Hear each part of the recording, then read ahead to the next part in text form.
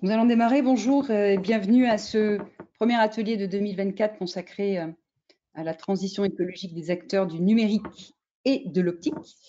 4 points importants en rappel pré-information technique. Donc, ce webinaire sera enregistré et sera disponible en replay un petit peu plus tard. Une fois que nous aurons processé tout ça, vous pourrez y avoir accès.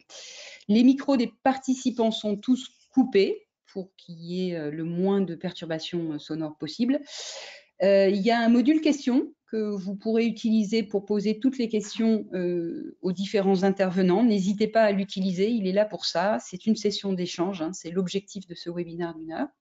Et à la fin du webinaire, il y aura un questionnaire en ligne. Si vous pouvez le compléter, ça nous aide énormément à progresser et surtout à comprendre si ce qu'on vous a raconté vous intéresse et s'il faut aller plus loin. Donc, bienvenue aussi à Rive-Neuve Capital, qui est notre partenaire aujourd'hui sur ce webinaire. Donc, à Pauline Maillard et à John Guinet qui vont se présenter tout à l'heure. On va parler donc de fonds à impact et on connaît tous l'empreinte, presque tous, l'empreinte du numérique qui est finalement exponentielle, hein, qui va être de plus en plus importante. Donc, la vraie question se pose de savoir si les fonds à impact, de plus en plus nombreux aujourd'hui, sont finalement compatibles avec des entreprises qui font de la tech, de la deep tech, numérique, optique, peu importe, et si ça peut fonctionner ensemble, parce que les critères qui sont ceux des fonds à impact sont-ils finalement compatibles avec le reste, avec le développement de ces sociétés, avec leur impact environnemental en particulier. Et c'est l'objet de la question du jour. Je fais un petit rappel sur ce cycle que nous faisons chaque année. Donc, ça fait 3 ans maintenant qu'on a démarré ce cycle de sensibilisation. Les entreprises passent doucement au vert, je dirais vraiment ça, parce que ça fait 3 ans qu'on en parle et on se rend compte qu'il faut un certain temps pour que les choses évoluent. Nous, dans notre ambition au niveau du pôle, c'est de vous permettre de poursuivre 3 objectifs en suivant ces cycles. C'est vous donner toutes les clés et les moyens pour bien comprendre ce que ça veut dire d'aller dans une transition écologique. Et deuxièmement, vous préparer aux exigences qui sont celles d'aujourd'hui, mais qui seront aussi celles de demain. On ne parle pas que d'aujourd'hui, de vos partenaires, de vos clients, de vos investisseurs, de vos financeurs, bref, tous ceux qui sont autour de vous, tout ce qui vous entoure, les gens, les sociétés, les organisations, les États, tout le monde a des exigences qui évoluent et il est important que vous en soyez conscients. Et enfin, parce que ce sujet est encore finalement pas mature, vous permettre de valoriser vos actions et vos engagements.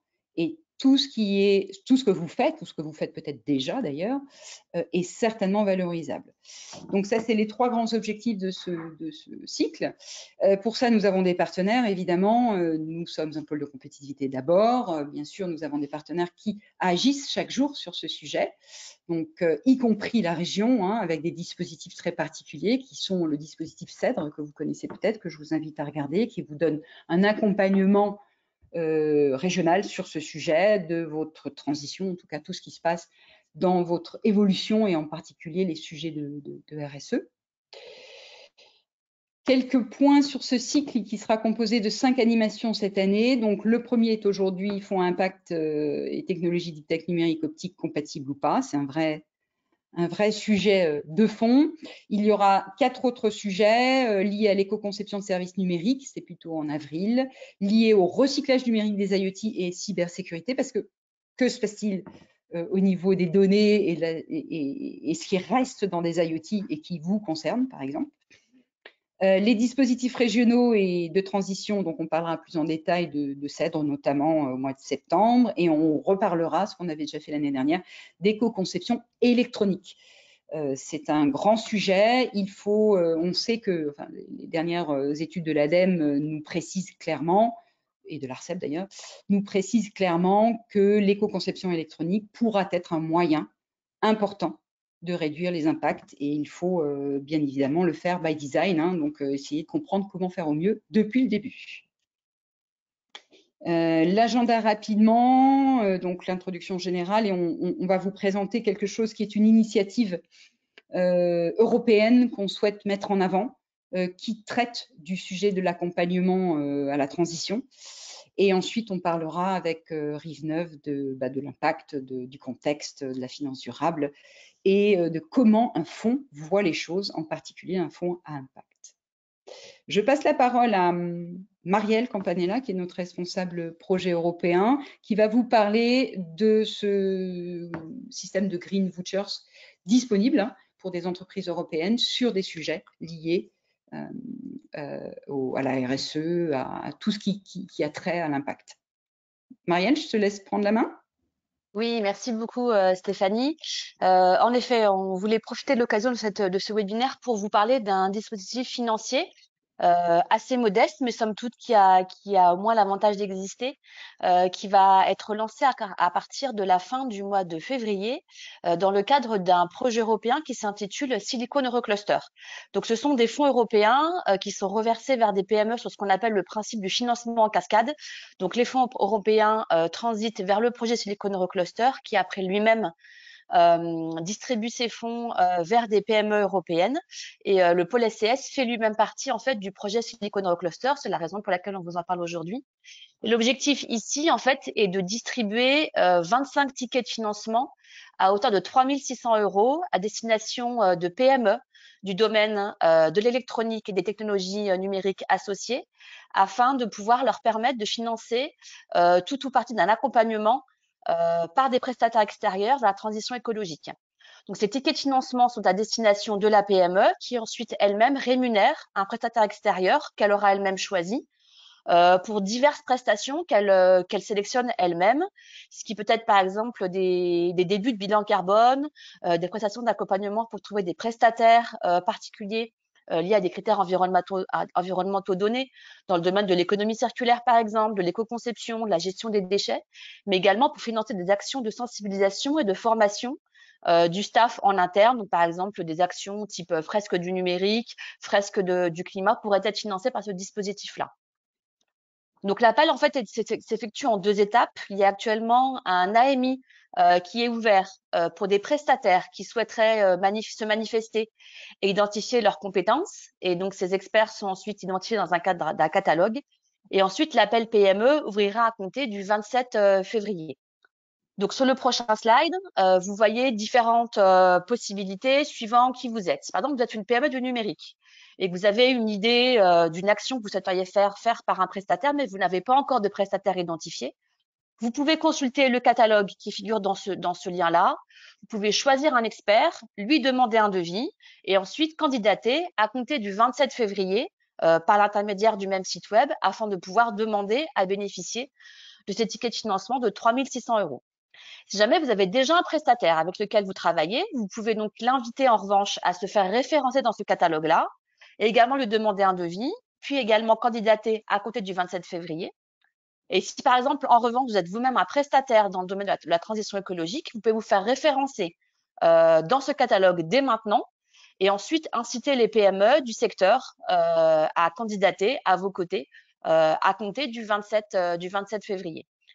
Pour rappel, quand je parlais de PME de domaine de l'électronique, ça couvre également les technologies du numérique associées, donc tout ce qui est également télécommunications, par exemple, cybersécurité, IA, énergie pour des capteurs, photoniques, capteurs est également éligible dans ce cadre-là. Les évaluations se feront dans l'ordre d'arrivée. Donc, premier candidat, premier évalué. Donc, je vous invite vraiment à candidater, non pas à la fin de l'appel, mais vraiment dès le début, donc dès le 27 février. Sur le même lien ici, vous aurez, à compter du 27 février, le guide du candidat pour vous expliquer comment candidater. Il y aura une évaluation qui sera faite selon 3 critères. Donc, la pertinence de la démarche, la qualité de la prestation qui sera effectuée et ensuite l'impact de la prestation au regard de l'entreprise, de la PME qui souhaite bénéficier de ce ticket de financement. Et si vous souhaitez avoir plus de renseignements, n'hésitez pas à me contacter. Vous aurez mon email sur le slide ici. Et puis, je vais demander à ma collègue à ce qu'elle vous mette dans le chat le lien vers le site web dont je vous ai parlé ici même. Donc, gardez bien en tête les chiffres principaux. 3 600 € pour des prestations d'accompagnement par un prestataire. C'est un forfait. Donc, si le montant du prestataire est au-delà de 3 600 €, bah, le reste est à charge de la PME. dossier de candidature simple en anglais à compter du 27 février. Voilà, merci beaucoup.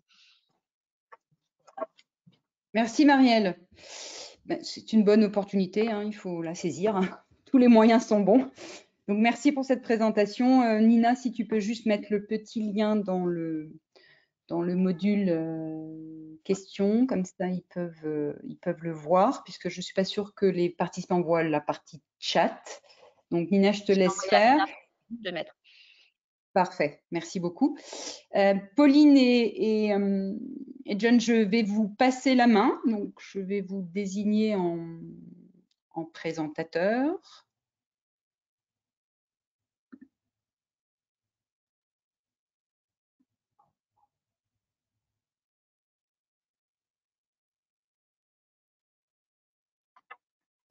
Bonjour à tous. Est-ce que vous pouvez nous confirmer côté SCS qu'on voit bien la présentation qui s'affiche?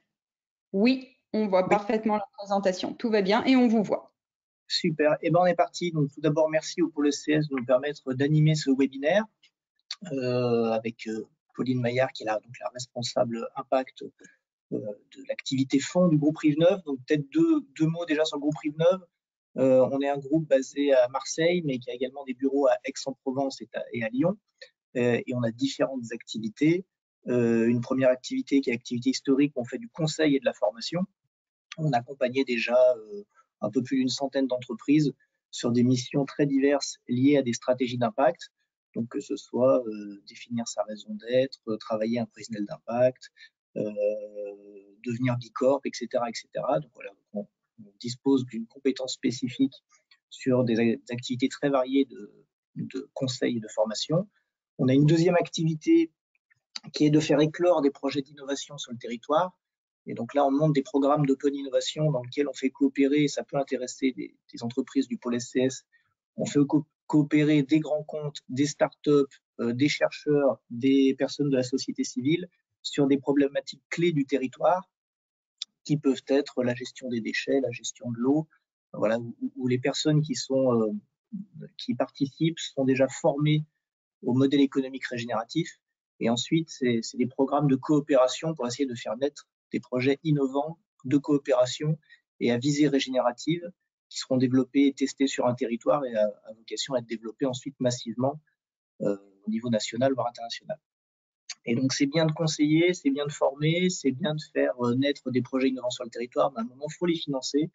Et donc, c'est pour ça qu'on a cette branche Rive-Neuve Capital que j'ai la chance de diriger et dont l'objectif est de créer des fonds d'investissement à impact. Et donc, on vient d'obtenir, là en décembre, c'est tout frais, l'agrément de l'autorité des marchés financiers pour un premier véhicule d'investissement qui est un FCPR.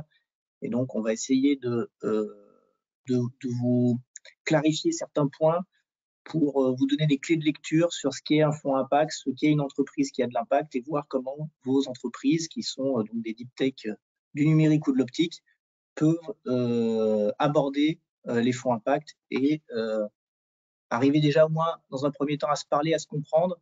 Et je pense qu'il y a quand même des passerelles assez intéressantes à travailler. Donc voilà, donc on va vous faire une brève introduction sur les sujets clés de ce qu'est l'impact,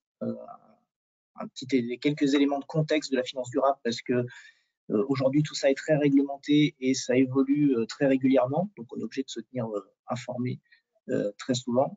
Et puis on vous expliquera comment on procède en analyse pour nos pré-investissements et puis comment on envisage l'accompagnement des participations qui seront financées par le fonds. Donc ça devient un enjeu clé de travailler son impact. Pour vous donner déjà un premier élément qui est récent, la Banque de France, qui historiquement attribue des notes aux entreprises et qui permettent d'avoir une vision sur la solvabilité d'une entreprise, va intégrer courant 2024 un nouvel indicateur qui est un indicateur d'impact qui montre donc que c'est un enjeu clé de pérennité des entreprises. Donc, tout le monde s'y met. Nous, il n'y a pas une semaine sans qu'on entende qu'une région, un acteur intègre des paramètres impact dans ses offres. Donc, il faut s'y prendre très tôt. C'est pas parce qu'on est une startup deep tech qu'il ne faut pas traiter le sujet dès l'origine, car ça va être un sujet crucial de financement demain. Donc voilà, aujourd'hui, selon les données de l'Agence internationale de l'énergie, voilà, les technologies matures vont permettre de réduire à peu près de 25% les émissions de CO2. Ce qui veut dire que le reste du travail va devoir être fait par d'autres acteurs et donc les sociétés de la deep tech vont jouer un rôle crucial dans les évolutions du système et plus particulièrement pour la lutte contre le réchauffement climatique. Donc l'innovation ne suffira pas mais va jouer un rôle crucial. On s'est dit que c'était bien peut-être de reprendre déjà depuis le début dans cette introduction qu'est-ce qu'on appelle de l'impact. Donc on a repris la définition d'impact frontière, qui est l'impact global d'une entreprise, c'est la combinaison de ses impacts négatifs et positifs sur une période donnée. Alors, la définition est somme toute assez simple. Néanmoins, il y a souvent de la confusion. Les entreprises qui viennent nous voir souvent pensent avoir un impact positif, mais sont souvent sur des sujets d'impact négatif. Donc, pour rappel, l'impact négatif de l'entreprise, c'est ses émissions de gaz à effet de serre, c'est sa production de déchets plastiques, ça va être l'effet qu'elle va avoir néfaste sur la biodiversité. Et donc, beaucoup d'entreprises vont résoudre des problématiques liées à ces effets négatifs. Elles vont être en réduction d'effets négatifs plutôt qu'en création d'effets positifs d'impact. Les impacts positifs sont plus complexes et quand les entreprises elles en ont, il ne faut pas hésiter à les mettre en avant parce que c'est ce qui est recherché aujourd'hui par les fonds impact. C'est des entreprises qui sont capables d'apporter des solutions sur la régénération des sols, sur le niveau éducatif des enfants, sur la création d'emplois. Alors la création d'emplois n'est pas un effet positif si recherché en tant que tel, c'est surtout de la création d'emplois sur un public spécifique qui est éloigné du marché de l'emploi. Voilà. Donc déjà bien se positionner et bien se poser les bonnes questions sur qu'est-ce que je génère comme impact positif et comme impact négatif. Voilà, on vous a mis des exemples dans les impacts positifs. Effectivement, il y a aussi l'amélioration de la qualité de vie au travail, il y a tous les enjeux sociaux. Mais déjà, c'est la première question à se poser. Il y a deux natures d'impact. Une fois qu'on s'est posé la question sur ces deux natures d'impact, la deuxième question à se poser, c'est à quel niveau je regarde cet impact. Est-ce que je le regarde sur mon activité en tant que telle, moi en tant que société, est-ce que je produis, est-ce que je consomme, et est-ce que je génère directement sur mon activité de l'impact positif ou négatif, ou est-ce que c'est sur mes parties prenantes, et notamment mes clients, et c'est sur mes clients que je vais avoir un impact. J'aide des entreprises à décarboner. Ce n'est pas moi directement qui décarbone, c'est mon activité qui va permettre aux entreprises partenaires d'avoir un impact, de réduire leur impact négatif, voire même de générer de l'impact positif parce que je vais aider des entreprises, par exemple, à régénérer de la biodiversité ou je ne sais pas quoi. En tout cas, voilà, toujours se poser cette problématique d'impact sur plusieurs dimensions.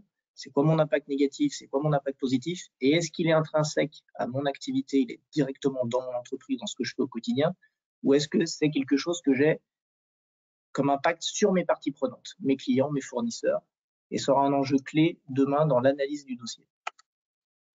Donc une entreprise impact, si on prend les 4 piliers du mouvement Impact France, c'est une entreprise qui a un impact social, qui a un impact environnemental. Alors, on voit de plus en plus que les deux sont confondus. C'est assez rare de voir une entreprise qui vient nous voir en nous disant « Regardez, j'ai un super impact environnemental, mais niveau social, je suis catastrophique, j'emploie que des gens à temps précaire ou quoi que ce soit ». Souvent, les deux vont vraiment de pair, donc c'est à travailler ensemble. C'est aussi une entreprise qui partage le pouvoir et c'est une entreprise qui partage la valeur. Donc ça, c'est quelque chose qui est arrivé ces 5-10 dernières années.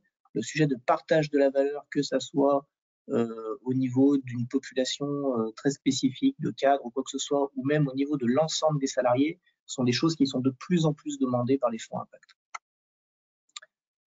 Voilà, donc après avoir fait cette brève introduction, on va vous en dire un peu plus sur le contexte de la finance durable. Donc, on va commencer par reprendre la définition de l'investissement à impact. La première véritable définition exigeante qui est sortie, c'était en 2021 par un gros travail qui avait été fait par France Invest et le Forum pour l'investissement responsable, qui faisait reposer la définition de l'investissement à impact sur 3 piliers. Donc, l'intentionnalité, comment l'entreprise contribue à un objectif social ou environnemental, comment elle formalise cet engagement. L'additionnalité, donc comment l'investissement va contribuer à cet impact, et puis la mesure, donc la façon dont l'entreprise mesure son impact environnementale ou sociale. Donc ces 3 piliers sont bien détaillés dans les travaux que vous pouvez retrouver sur France Invest. Et en fait, ils ont été repris ensuite par le groupe de place experts lié à l'impact de Finance for Tomorrow, qui aujourd'hui est devenu l'Institut de la finance durable et qui a permis une définition vraiment très, très précise qu'on a écrit ici, qui est que la finance impact est une stratégie d'investissement ou de financement qui vise à accélérer la transformation juste et durable. Donc, dans juste, on retrouve cette notion sociale de l'économie réelle. Donc, on est hors économie sur les marchés, en apportant une preuve de ses effets bénéfiques. Et donc, dans cette notion de preuve, on retrouve la notion de mesure.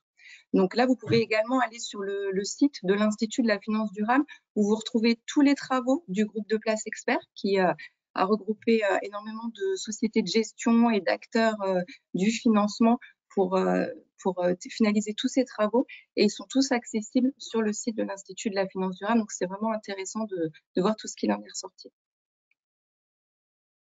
Je te laisse la main pour la cartographie. Oui, donc souvent, le sujet qu'on nous reporte, c'est de dire j'aimerais bien aller voir des investisseurs à impact, où est-ce qu'il faut que je frappe? Bon, ben voilà, vous avez une cartographie ici des investisseurs à impact qui sont référencés. Ici, c'est par Mouvement Impact France. Alors, si on devait regarder cette cartographie il y a 10 ans, il y aurait peut-être 3-4 noms qui se baladeraient sur la carte. Aujourd'hui, il y a beaucoup d'acteurs. Et vraiment, le sujet, c'est de trouver les acteurs qui sont le plus possible en adéquation avec la maturité de votre projet. Donc ici, sur ce graphique, on voit bien qu'à gauche, on a les fonds qui s'adressent au sujet de l'amorçage technologique, donc vraiment des sociétés très jeunes. Et plus on va sur la droite, plus on a des projets qui vont être matures et donc par corollaire des tickets d'investissement élevés.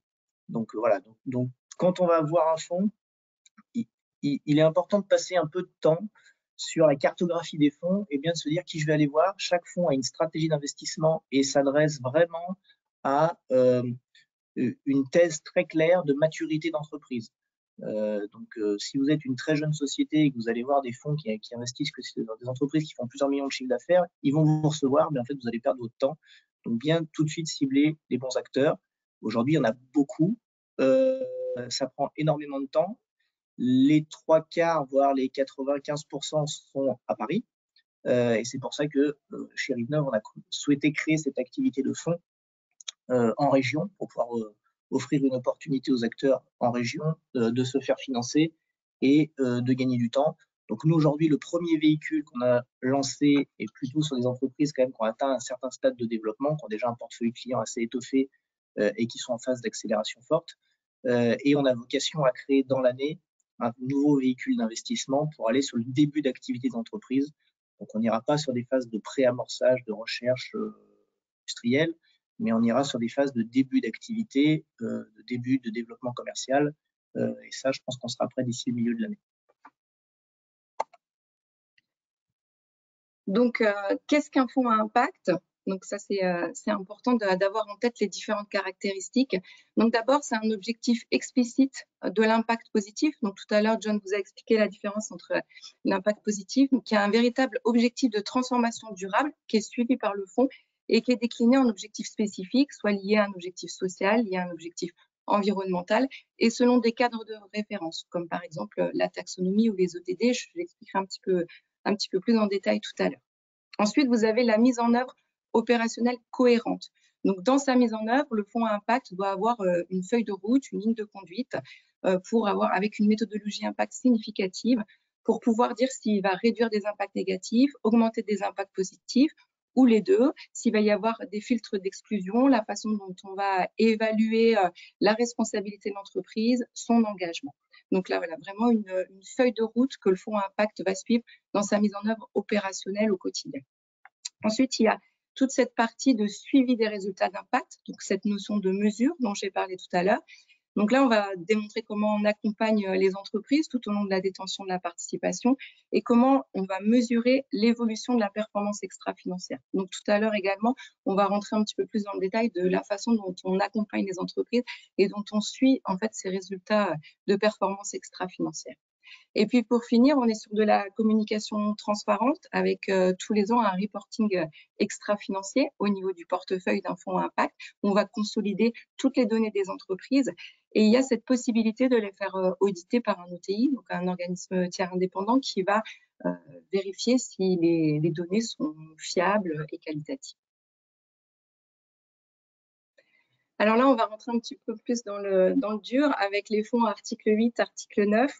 Donc, vous en avez peut-être déjà entendu parler. Donc, qu'est-ce que ça signifie? Donc, ça fait partie de tout un corpus réglementaire qui a été initié par l'Union européenne.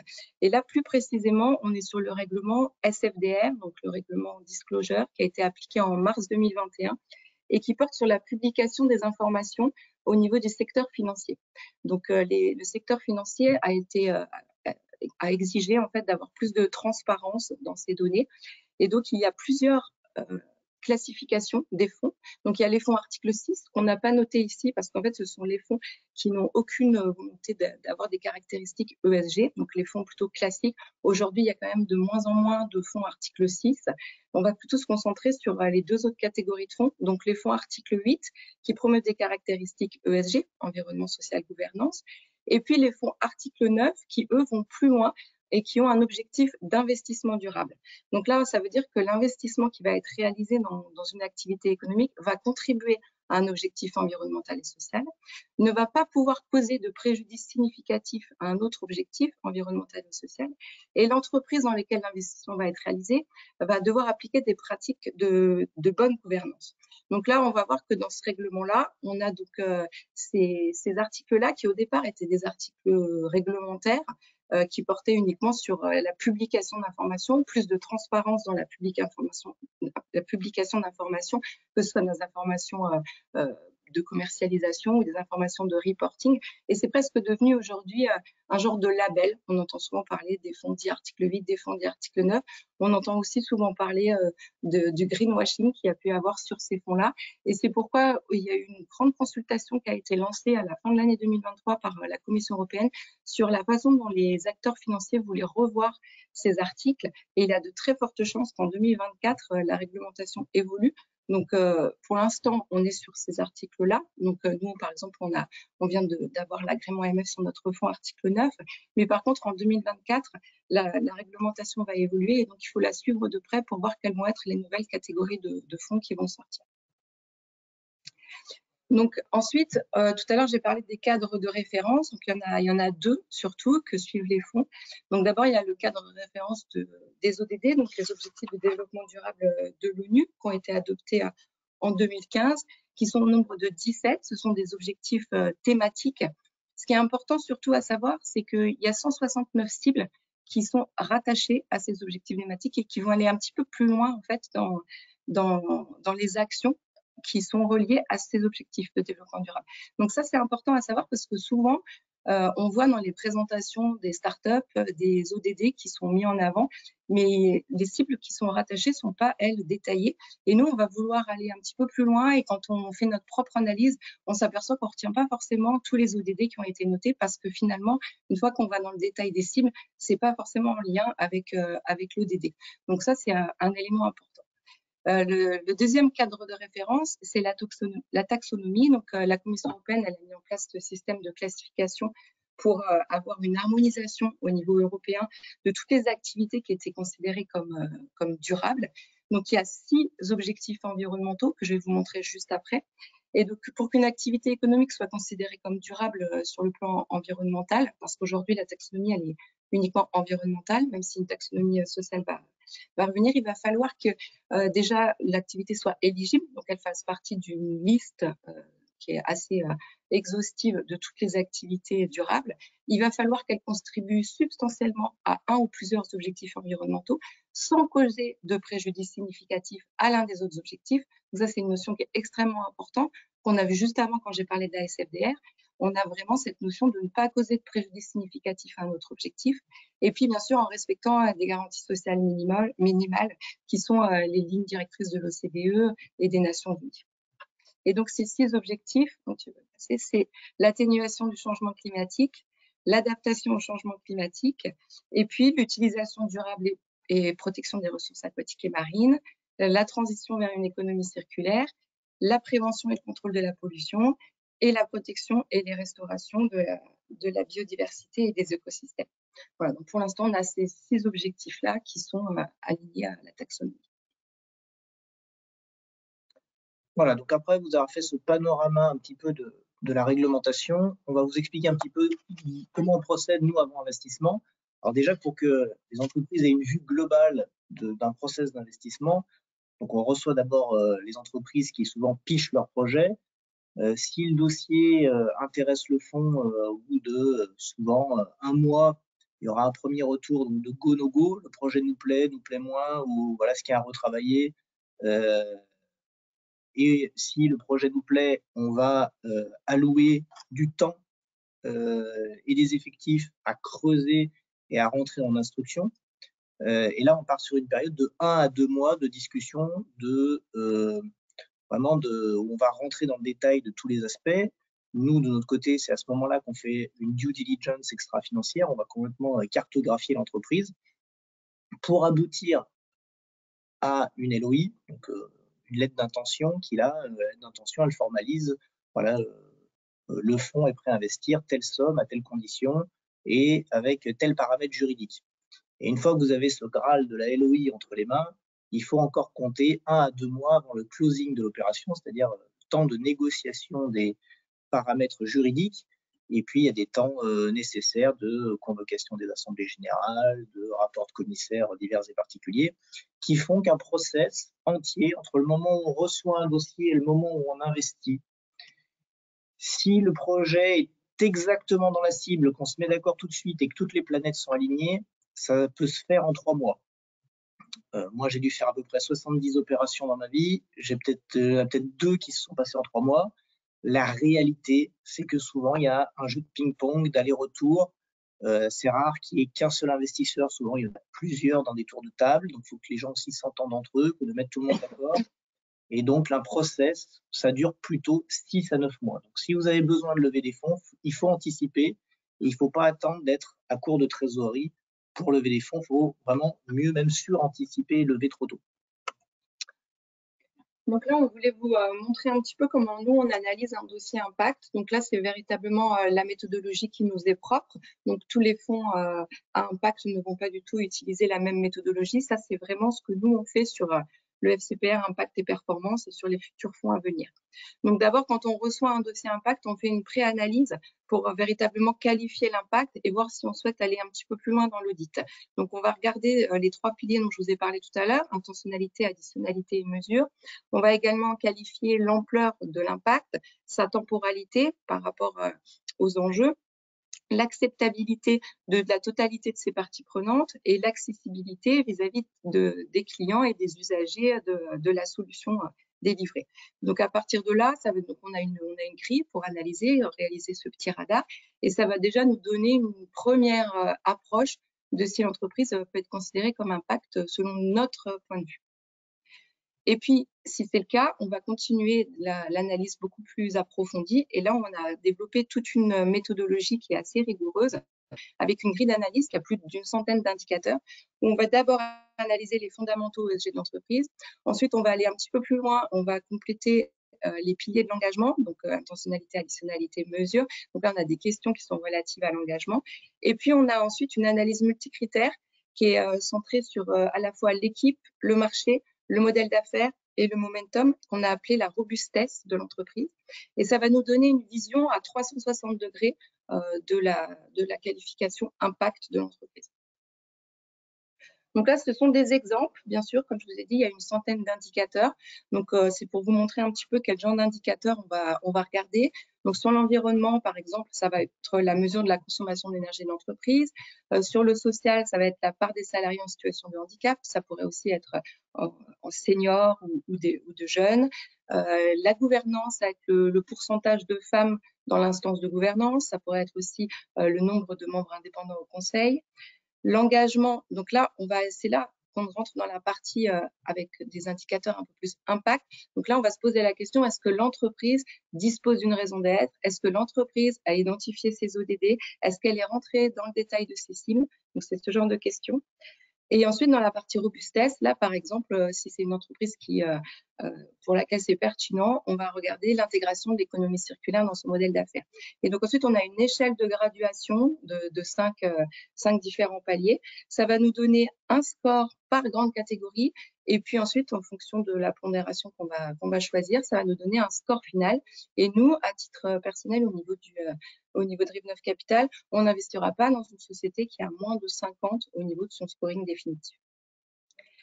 Et puis, donc, sur impact et performance, on a défini 8 indicateurs. Donc, sur un autre fonds, ça pourrait être d'autres indicateurs, ça pourrait être un nombre différent. Là, c'était une véritable concertation avec l'AMF qui a validé la totalité de nos indicateurs. Donc, on a choisi les indicateurs suivants: réduction de la pollution chimique, réduction de la consommation d'eau, volume d'eau réutilisé, réduction de la production de déchets, volume de déchets recyclés ou valorisés, la réduction des émissions de GES, où là, on va aller jusqu'au scope 3, donc c'est-à-dire qu'on va aller jusqu'à l'utilisation finale de la solution par les clients, par toutes les parties prenantes, les émissions GES qui sont capturées ou stockées, et on a un indicateur social qui est l'index de l'égalité professionnelle. On n'a pas d'indicateurs qui vont plus loin sur le social parce qu'on est un fonds qui est à 80% sur la partie environnementale. Donc, on choisit un indicateur central en concertation avec le dirigeant qui paraît pertinent au regard de son activité, et c'est cet indicateur-là qu'on va suivre pendant tout le long de la durée de la détention, sachant qu'on n'exclut pas de suivre d'autres indicateurs, bien évidemment, et d'accompagner l'entreprise dans la montée en compétence de ces autres indicateurs-là aussi. Mais cet indicateur, celui-ci, il va être annexé au pacte d'actionnaires. Et donc, l'accompagnement des participations, je te laisse. Donc, globalement, nous, ce qu'on veut, c'est que l'entreprise qui est accompagnée ait un vrai business plan à impact. Donc, qu'est-ce que ça veut dire? Déjà, comme on l'a dit, qu'elle a une vraie intentionnalité qui soit forte, que son engagement d'impact se reflète dans son modèle d'affaires, qu'elle ait mis la bonne organisation en place qui va bien, et in fine, tout ça, ça doit aboutir sur quelque chose qui pour nous est important et qu'on voit assez peu, c'est un prévisionnel extra-financier. Donc, qu'est-ce qu'un prévisionnel extra-financier? Un prévisionnel, classiquement, c'est une trajectoire de performance que l'entreprise souhaite atteindre. Jusqu'à, il y a 2 ou 3 ans, les fonds demandaient uniquement des prévisionnels financiers. Voilà, ma projection d'activité fait que je pense réaliser tant de chiffre d'affaires, d'avoir tant de marge brute et à la fin, in fine, d'avoir tant de résultats. Et ça, maintenant, on nous demande à le décliner en disant, OK, c'est bien, on voit où on va d'un point de vue financier. On aimerait aussi bien voir où on va d'un point de vue d'impact.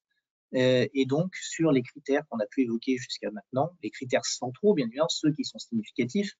Si vous êtes une start-up du numérique, on ne va pas aller vous demander d'aller faire un prévisionnel de votre consommation d'eau si c'est quelque chose qui représente quasiment rien dans vos consommations. C'est vraiment sur des sujets stratégiques, de dire il faut que je me projette, et idéalement, on pense qu'il y a des modèles qui vont arriver de valorisation de ces impacts extra-financiers. Donc, au même titre qu'on a des valorisations au niveau des performances financières, de plus en plus on aura des évaluations d'entreprise ou des majorations, des malus en fonction d'indicateurs extra-financiers. Et donc, pourquoi on demande ça? L'idée vraiment qui est centrale, c'est de demander un alignement d'intérêts sur le long terme entre l'entreprise et le fonds. Donc, il faut savoir qu'en fonds d'investissement, il y a toujours une rémunération variable qui s'appelle techniquement le carried interest et qui, de plus en plus, et de toute façon pour les fonds, article 9, c'est obligatoire, intègre les objectifs extra-financiers. Donc, si vous voulez, l'investisseur qui vous accompagne, il va souhaiter que vous réalisiez vos impacts, sinon il perd une partie de ses bonus. Donc, ça garantit qu'il y ait un vrai alignement d'intérêt sur le sujet. Nous, ce qu'on a validé avec l'AMF, c'est qu'effectivement, une entreprise qui n'arriverait pas à délivrer les impacts prévus, bien évidemment, on ne va pas lui taper sur les doigts comme ça. L'idée, c'est de l'accompagner et de mettre en place un certain nombre de mesures préventives. Donc, nous, on laisse à l'entreprise jusqu'à 2 ans pour arriver à être sur une trajectoire positive. Et si elle n'y arrive pas, bien évidemment, on va l'accompagner, on va l'aider, on a mis en place une batterie de mesures préventives. Et après, ce qui nous caractérise quand même en tant que fonds impact, c'est que l'entreprise dans laquelle on investit, elle doit avoir de l'impact. Si elle n'en a pas, voire qu'elle détruit de la valeur extra-financière, on a une possibilité de se retirer. Parce que quand on fait un process d'investissement, on accompagne l'entreprise souvent sur une durée qui va de 5, 6, 7, 8 ans. Et là, on peut dire qu'on se retire par anticipation parce que le projet n'est pas du tout à l'aune des attentes qu'on avait. Et donc, si vous souhaitez à un moment rentrer vraiment dans un projet qui va intégrer l'impact et bien calibrer correctement votre impact, voilà, nous, on est capable, via notre structure de conseil, d'accompagner les entreprises, que ça soit préalablement avant levée de fonds ou alors pour déployer une stratégie post-levée de fonds. Et là, on vous a mis un exemple de mission qu'on réalise très souvent. Donc voilà, c'est d'être labellisé Bicorp, d'avoir le statut d'entreprise à mission, de faire son bilan carbone, de faire une fresque, etc., d'avoir une vraie stratégie climat ou une stratégie de diversité. Voilà, tout ça, ça se travaille, ça s'improvise pas, et il est mieux quand même de se faire accompagner par des professionnels plutôt que de partir tout seul sur ces sujets qui, mine de rien, sont assez complexes. Voilà, donc pour finir, avant de passer à l'étape de questions-réponses, on s'est dit que c'était plutôt sympa de vous donner quelques petites astuces pour réussir de votre levée de fonds ou à minima gagner du temps. Donc le pitch doit être authentique. Il faut savoir qu'un fonds, il investit dans entre 2 et 5% des dossiers qu'il reçoit. Et donc, si vous n'êtes pas authentique et si vous ne sortez pas du lot, vous allez être un dossier lambda parmi une kyrielle de dossiers reçus. Et donc, du coup, il faut arriver à se démarquer, à être authentique. Et c'est ce que vont rechercher les fonds. Ils vont chercher des entrepreneurs vraiment investis, engagés, qui ont un supplément d'âme. Et ça, il faut que ça arrive à ressortir dès votre pitch. Bien cerner la thèse d'investissement du fonds. Donc là aussi, le conseil, demandez d'abord au fonds et à l'équipe de se présenter. Et vous pouvez leur demander s'ils sont article 8, article 9, s'ils visent des ODD, etc., tout ce qu'on vous a dit jusqu'à présent. Et du coup, ça vous permettra d'orienter votre discours et de montrer que vous êtes vraiment aligné avec sa thèse d'investissement, que vous répondez bien en termes de maturité, en termes d'objectifs d'impact, que vous êtes bien aligné avec lui. Donc, essayez de, tant qu'à faire se peut, faire parler votre interlocuteur avant pour adapter votre discours. 3, voir plus loin que le closing. Souvent, quand on est dans une recherche de levée de fonds, ce qui compte, c'est d'avoir les premières LOI et de se dire c'est bon, l'argent, il va arriver et c'est bon, je peux embrayer sur mon projet. Donc, oui, c'est bien, sauf que vous allez vivre avec le fonds pendant au moins 5 ans. 5 ans, c'est long. Voilà, le process de levée de fonds, il va durer 6 à 9 mois. Mais après, il y a 5 ans derrière, à minima, 5 ans, 6 ans, 7 ans, 8 ans de cohabitation avec les équipes du fonds. Et donc, bien évidemment, il faut s'assurer qu'il y ait une vision vraiment alignée, qu'il y ait des atomes crochus. Sinon, c'est compliqué parce que le moment où l'argent arrive, ce n'est que le début de l'aventure. Et puis après, c'est faire un choix par conviction. Idéalement, il faut avoir plusieurs offres et c'est à l'entrepreneur de faire son choix avec qui il veut travailler. Évidemment, si on n'a qu'une offre, malheureusement, on l'a choisi. Mais idéalement, il vaut mieux en avoir plusieurs et faire son choix. Ça paraît évident à dire. Quand on est dans un process et que ça fait plusieurs mois qu'on lutte pour avoir des offres, on a souvent tendance à aller au plus facile. Mais c'est là où il faut un peu avoir de clairvoyance pour faire le choix le plus aligné avec son projet. Donc voilà, on en a fini pour cette étape de présentation. Vous avez des questions? Merci beaucoup, Pauline et John, pour cette présentation. Est-ce qu'il y a des questions? On va regarder ça de suite, tout de suite. Oui, il y a une question de Frédéric Ferrézin. Tu peux peut-être même la poser en direct, Frédéric, si tu veux. Je peux te passer la parole. Il faut juste que je te retrouve. Ton micro devrait être ouvert si tu veux poser directement ta question. Oui, je peux aussi. Je voulais savoir si certains labels comme iFrance sont connus par les évaluateurs et aussi si l'agrément ESUS, donc entreprise sociale d'économie solidaire, est aussi un avantage par rapport à cette éventuelle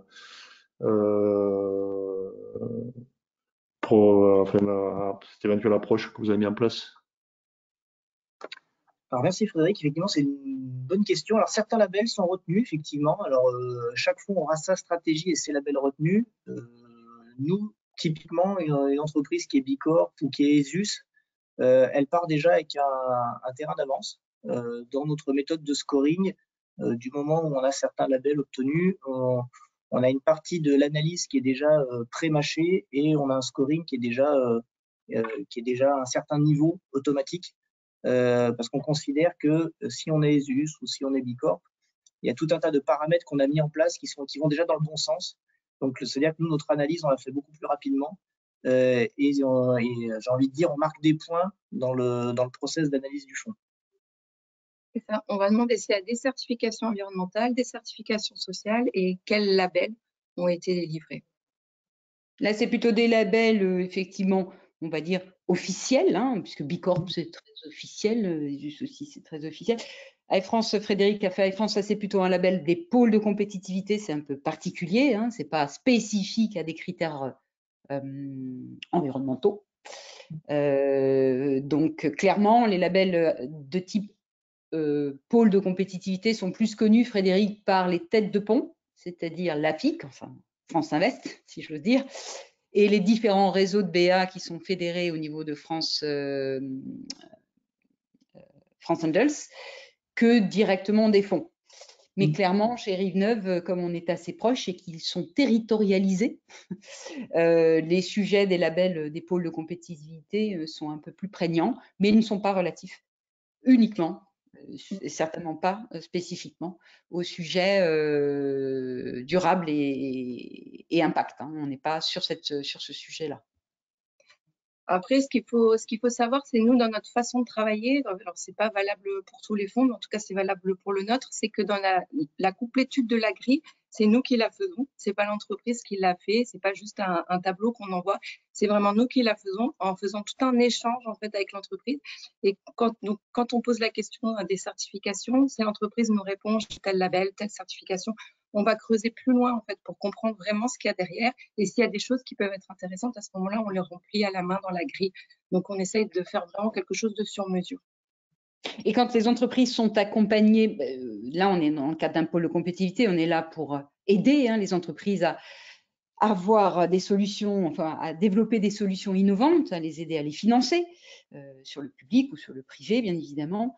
Dans le futur fonds, donc, celui qui va arriver, vous regardez les solutions très innovantes parce que vous mentionniez que c'était plutôt un fonds avec des buts de développement commercial plutôt que de l'amorçage, mais ça je le comprends, c'est la majorité des fonds, d'ailleurs les fonds d'amorçage, il n'y en a pas beaucoup, mais des sociétés qui sont issues avec des périodes assez longues, on va dire, de R&D et de tech, deep tech, hein, c'est le sujet du jour, vous les regarderez quand même, comment ça va se passer chez vous? Alors nous, on regardera l'accès au marché et est-ce que il faut qu'il y ait quand même il faudra un minima qu'il y ait des premiers POC pour démontrer qu'il y a quand même un accès au marché et qu'on soit capable de bien appréhender correctement l'impact du projet. C'est-à-dire que si on est trop, nous c'est notre problématique par rapport à nos mécanismes, c'est que si on est trop en amont, c'est compliqué de dire je peux entre grands guillemets garantir qu'il y a un impact sur le projet. Et nous on veut qu'il y ait déjà un POC ou une preuve de concept assez forte qui nous permet de nous rassurer sur le fait que entre le projet PowerPoint et la réalité du terrain, l'impact, on est capable de le vérifier, de le quantifier correctement. Ça rejoint aussi ce que vous disiez quand j'ai vu dans vos critères, impact, donc GES, émission GES Scope 3. Le Scope 3, c'est bien évidemment une fois qu'on a déjà un petit peu des retours de terrain et de l'utilisation du client. Donc, ça rejoint ce point-là dans votre critère, j'imagine. Exactement. Okay. Je peux me permettre juste un complément. Là aussi, c'est assez général, mais je voulais savoir l'impact au niveau des investisseurs. C'est le nouveau statut GEIR qui donne droit à la déduction fiscale sur les investissements. Est-ce que ça aussi, c'est quelque chose qui est important pour les portefeuilles que vous gérez ou... Alors, on ne le regarde pas celui d'un point de vue impact, parce qu'on a quand même la double analyse, impact et finance. Par contre, d'un point de vue financier, c'est quelque chose qu'on regarde, puisque c'est quand même très, très intéressant. Donc oui, c'est bénéfique d'un point de vue. Bien évidemment, on investit dans des projets impact, mais il faut qu'ils aient une certaine pérennité économique. Et donc, bien évidemment, le statut GEIR est intéressant de ce point de vue-là. Donc, on va plutôt regarder là-dessus. Pour l'instant, on n'intègre pas dans notre modèle. Pas encore. Okay. Il y a une question de Sylvie également, mais je crois qu'on y a un peu répondu, mais bon, je vous la pose quand même. Donc, pourquoi ne pas avoir créé de véhicule sur les phases d'amorçage ou de pré-amorçage? Ça rejoint un peu la question de tout à l'heure, la réponse que vous avez donnée, hein, où il faut des POC, où il faut pouvoir mesurer des choses qui sont postérieures à uniquement la création d'une solution, d'un produit ou d'un objet ou n'importe quel… Par rapport à la réglementation, un fonds impact, il doit être capable de mesurer. Donc, si on arrive trop tôt à une étape de R&D, ben, c'est compliqué de dire je suis capable de mesurer l'impact que l'entreprise a là, parce qu'elle n'en a encore pas beaucoup. Et c'est un impact prévisionnel, mais on nous demande de certifier des impacts réels. Donc, c'est vrai que c'est là où c'est un peu problématique. Sachant que du coup, donc là, on a un fonds qui vient d'être lancé, qui est Impact et Performance, qui est donc un peu plus en phase d'accélération. On a la volonté de créer un fonds d'amorçage courant 2024. Donc, c'est pas effectivement pré-amorçage, mais on aura quand même un fonds amorçage courant 2024. Et le montant, vous connaissez déjà le montant du fonds actuel?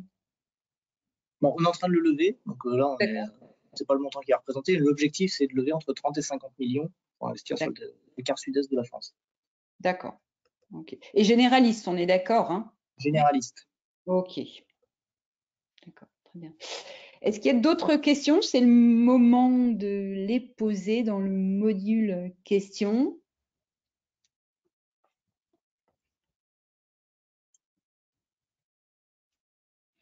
Un petit point aussi, la première façon souvent pour les entreprises de commencer à mesurer quelque chose ou de prendre conscience, c'est souvent le bilan. Le bilan GES, enfin carbone, je sais pas s'il y a une carbone, je crois que c'est une marque, si je ne me trompe pas, enfin c'est pas forcément le terme consacré. Vous considérez ça aussi parce que ils ont, pour la plupart, hein, pour avoir suivi un certain nombre de sociétés, c'est quand même la première marche, on va dire, à faire, à franchir. Et ce bilan carbone, il est souvent un peu compliqué pour des boîtes du numérique parce que le scope 3, quelquefois, c'est plus que difficile quand on est dans le monde du logiciel. Et par exemple, une société, une plateforme qui fait une plateforme de collaboration, par exemple, ben, le cloud utilisé ensuite et le niveau de consommation du client final et les impacts du client final, ils sont hyper compliqués à mesurer. Comment vous appréhendez les choses? Nous, en fait, la réalisation d'un bilan carbone, c'est pas obligatoire au départ quand on étudie le dossier. Ça, c'est un critère parmi tant d'autres, en fait. Ça va montrer un certain engagement de l'entreprise sur la façon qu'elle a de véritablement mesurer son impact, et donc pas au niveau uniquement de la mission qu'elle a, mais également en tant qu'entité. Donc, ça va être un indicateur parmi tant d'autres pour démontrer son engagement. Et puis ensuite, si bien évidemment l'indicateur qui est choisi parmi les indicateurs, c'est la réduction des émissions de gaz à effet de serre, là on va lui demander d'aller plus loin, de réaliser son bilan carbone. On a aussi des exigences au niveau de la réglementation européenne, donc la fameuse SFDR dont j'ai parlé tout à l'heure, qui nous demande d'aller plus loin sur ces aspects-là aussi. Et puis après, on a tous ces éléments réglementaires, même de taxonomie, qui font que pour une entreprise, c'est bien d'avoir son bilan carbone. Parce que c'est vrai que quand une entreprise ne réalise pas de bilan carbone, elle ne peut pas avoir une véritable idée précise en fait, de ses émissions. Et donc, ça ne va pas témoigner d'un engagement global. Mais par contre, au début, quand on analyse l'entreprise, ce n'est pas du tout rédhibitoire qu'elle n'ait pas de bilan carbone. On sait que c'est un premier axe, une première étape, et que c'est pas évident. Donc, mais aujourd'hui, les startups sont toutes capables de faire un bilan carbone, et je pense que c'est important de le faire. Très bien. Est-ce qu'il y a d'autres questions? dont je ne crois pas. Mais écoutez, merci beaucoup. J'ai trouvé ça très intéressant.